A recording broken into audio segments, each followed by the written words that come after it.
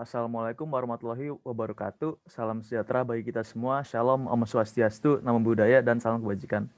Yang terhormat Bapak Ahmad Khoiril Anam, Magister Pendidikan sebagai dosen pengampu mata kuliah Bahasa Indonesia, dan semua teman-teman penonton yang kami kasih. Selamat datang di presentasi kami mengenai analisis telemedicine bagi masyarakat Indonesia di era pandemi.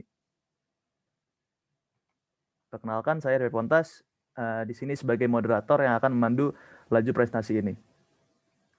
Kelompok kami dari jurusan S1 Sistem Informasi kelas F yang beranggotakan Muhammad Fahrizal dengan NIM 2010512100, Naumita Nabila dengan NIM 20105109, Marela Elba Nafisa dengan NIM 20105123, Nugroho Areguna dengan NIM 20105136, dan saya sendiri Repe Pontas dengan NIM 2010512139. Susunan pemaparan presentasi adalah sebagai berikut. Bab 1, pendahuluan yang akan disampaikan oleh Farizal. Bab 2, kajian teori yang akan disampaikan oleh Elba. Bab 3, metode penelitian yang akan disampaikan oleh Naomita. Dan bab 4, hasil penelitian dan pembahasan yang akan disampaikan oleh Nugroho. Bab 5, penutup juga akan disampaikan oleh Nugroho. Pengembangan dan penyebaran telemedicine di Indonesia harus diperkenalkan oleh berbagai pihak agar masyarakat terbiasa menggunakan dan mendapat manfaat dari teknologi telekomunikasi tersebut. Penggunaan teknologi ini terpakai dan semakin terasa manfaatnya di era pandemi. Selanjutnya, untuk memulai presentasi dengan penyampaian dan penyajian presentasi, kami persilakan Farizal untuk menyajikan bab 1.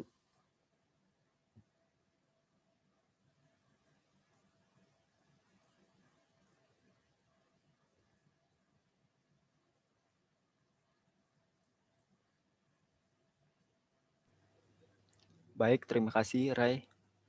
Bab 1, pendahuluan. A. Latar belakang. Pengembangan dan penyebaran telemedicine di Indonesia harus diperkenalkan oleh berbagai pihak agar masyarakat terbiasa menggunakan dan mendapat manfaat dari teknologi telekomunikasi tersebut. Penggunaan teknologi ini terpakai dan semakin terasa manfaatnya di era pandemi. Masyarakat yang ingin ke rumah sakit untuk berobat atau hanya sekedar konsultasi tidak bisa berkumpul dengan jumlah yang banyak dan menjaga jarak sehingga dibutuhkan pengembangan dan inovasi teknologi untuk memudahkan masyarakat dalam menangani masalah kesehatan sekaligus mengurangi penyebaran COVID-19. Hal ini disebabkan rumah sakit menjadi tempat yang paling mudah bagi seseorang untuk terpapar COVID-19.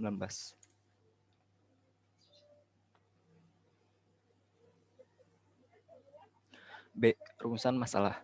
Adapun rumusan masalah yang akan penulis terapkan yaitu apa itu telemedicine dan bagaimana peranannya dalam pelayanan di bidang kesehatan terutama di era pandemi. C. Tujuan. Tujuan dari karya tulis ilmiah ini adalah untuk mengenal telemedicine, mekanisme, manfaat dalam pelayanan kesehatan, kelebihan, kekurangan, dan pengaruhnya terhadap masyarakat Indonesia terutama di era pandemi.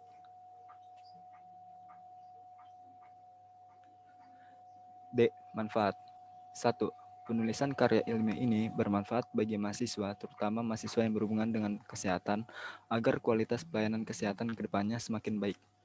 2. Penulisan karya ilmiah ini bermanfaat bagi seluruh masyarakat Indonesia sebagai pengetahuan tentang kemajuan teknologi dan mempermudah setiap orang mendapat pelayanan kesehatan, terutama di era pandemi.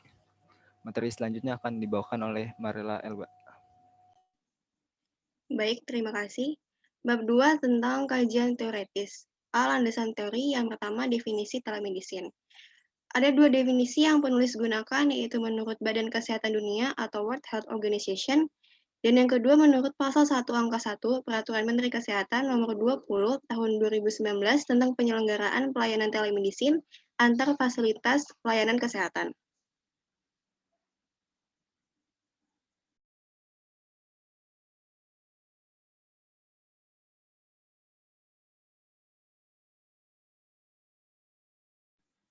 Yang kedua, ada konsep pelaksanaan. Telemedicine memiliki dua konsep pelaksanaan, yaitu real-time, merupakan konsep pelaksanaan yang membutuhkan kehadiran dua pihak dalam waktu yang sama. Yang kedua, store and forward, yaitu konsep pelaksanaan yang dilakukan dengan mengumpulkan data medis yang selanjutnya akan dianalisis dan juga dievaluasi oleh dokter. Yang ketiga, perkembangan telemedicine di Indonesia. Ada 5 contoh aplikasi telemedicine di Indonesia, yaitu Easy Call Me, Smart Home Smart Patient, robotik telemedicine, sistem pakar, dan aplikasi telemedicine dari Telkom Indonesia.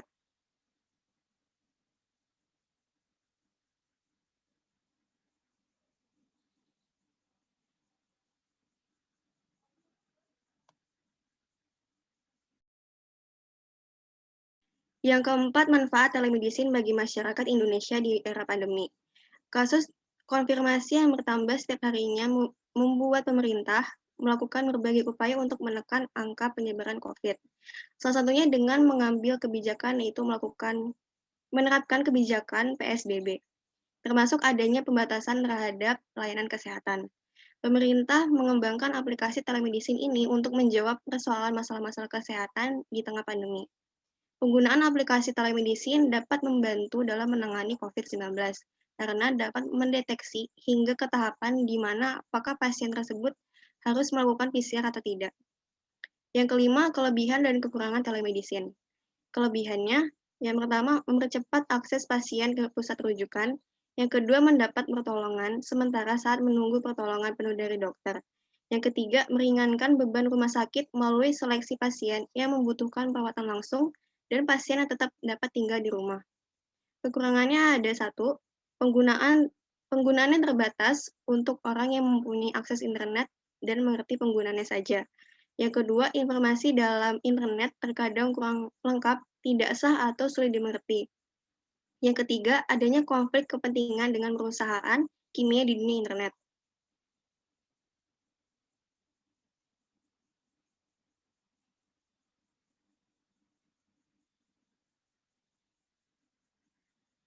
B. Penelitian yang relevan. Salah satu contoh penelitian yang relevan adalah hasil penelitian oleh John Craig dan Victor Peterson tahun 2005 yang judulnya Introduction to the Practice of Telemedicine. Penelitian ini menunjukkan bahwa telemedicine memang efektif di situasi-situasi tertentu. Kesamaannya dengan analisis kami, yaitu bahwa telemedicine dapat digunakan untuk berbagai bidang medis. Perbedaannya adalah analisis kami fokus pada penggunaan telemedicine di Indonesia, sedangkan penelitian John Craig dan Victor Peterson mencakup telemedicine secara umum di seluruh dunia. Pembahasan selanjutnya akan disampaikan oleh Nomita Nabila.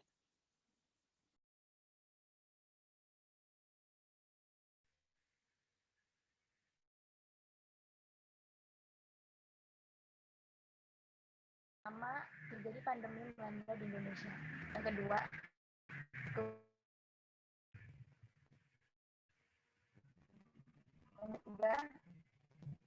stok dan fasilitas medis tidak mencukupi kebutuhan. Dan yang terakhir, telemedicine digunakan sebagai solusi keringanan beban di dunia medis.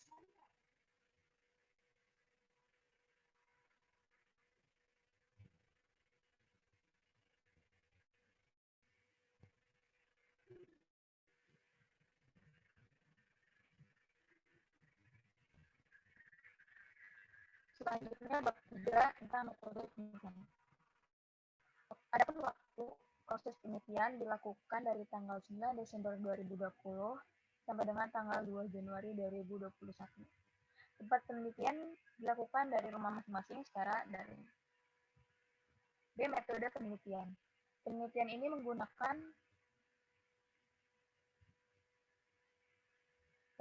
menggunakan metode kualitatif, yaitu pengumpulan data yang berasal dari buletin kesehatan dan jurnal penelitian yang pernah dilakukan sebelumnya.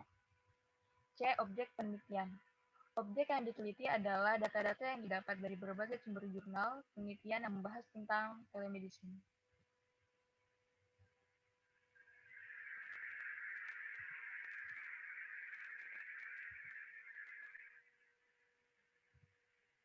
D. Teknik pengumpulan data. Teknik pengumpulan data dilakukan melalui studi pustaka atau studi kepustakaan. Studi pustaka ini dilakukan dengan cara mengumpulkan data-data yang berhubungan dengan topik dan masalah telemedicine, tujuan, manfaat, konsep pelaksanaan, serta peran telemedicine di lingkungan masyarakat. E. Teknik analisis data. Analisis data dilakukan dengan cara membaca, mempelajari, menelaah, membandingkan data dari berbagai sumber yang berbeda, dan menginterpretasikan hasil analisis sehingga dapat menjawab semua permasalahan yang menyangkut telemedicine. Selanjutnya, kepada Nugroho Araguna, silakan.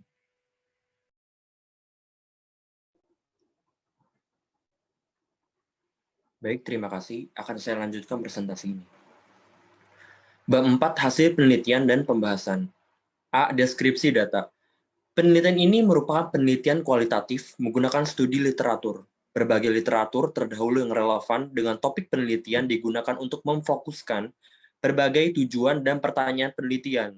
Selanjutnya, penggunaan lain dari literatur tersebut untuk membantu menginterpretasikan hasil penelitian yang ditemukan.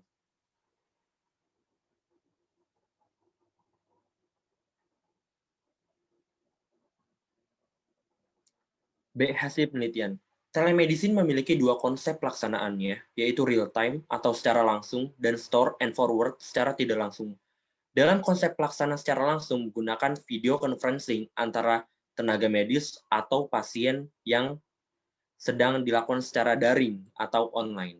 Dan yang kedua adalah konsep store and forward yang dilakukan secara tidak langsung, seperti menggunakan email atau checkbox atau aplikasi chatting di aplikasi tertentu.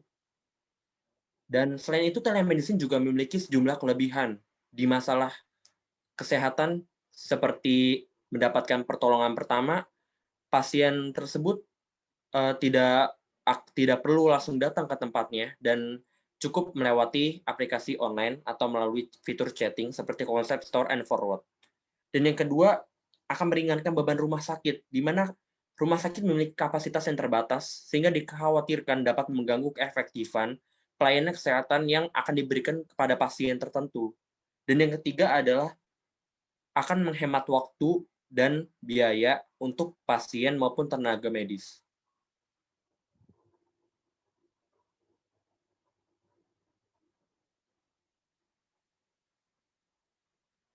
C. Pembahasan. Pengembangan telemedicine di tengah pandemi wabah COVID-19 merupakan langkah yang tepat. Beberapa kelebihan yang dimiliki telemedicine membuat aplikasi ini sangat dibutuhkan di tengah pandemi. Telemedicine membantu dalam memberikan pelayanan kesehatan kepada masyarakat dimanapun dan kapanpun, apalagi di tengah pandemi seperti ini. Oleh karena itu, dengan menggunakan telemedicine, masyarakat tidak harus perlu ke rumah sakit dan hanya sekedar konsultasi atau mengalami sakit ringan melalui aplikasi tertentu. Dan pasien juga dapat menghemat waktu, biaya, dan tenaga di antara keduanya. Dan diperlukan juga perluasan jangkauan penggunaan telemedicine agar masyarakat di daerah pelosok yang kurang memadai terhadap fasilitas kesehatan dapat memakai aplikasi ini guna adanya pemerataan yang menghasilkan kesejahteraan masyarakat di Indonesia.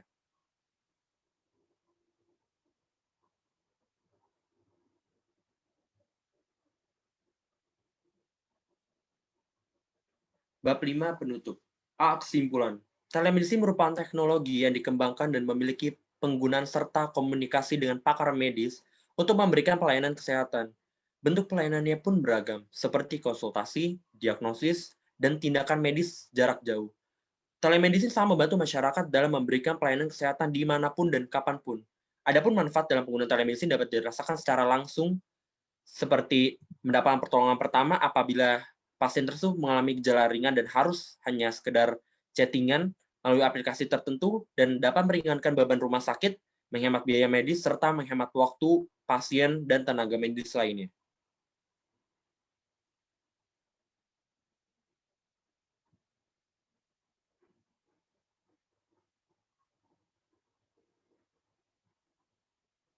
B. Saran.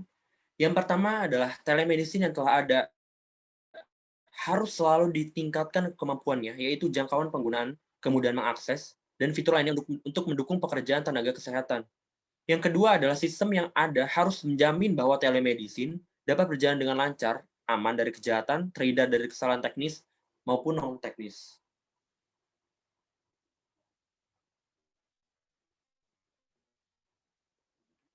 Sekian presentasi dari saya akan kembalikan kepada moderator.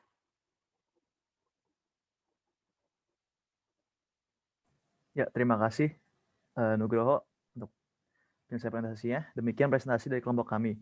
Mohon maaf jika ada kesalahan atau kekurangan, dan saya secara pribadi sebagai moderator mohon maaf jika ada kata-kata yang menyinggung. Wassalamualaikum warahmatullahi wabarakatuh.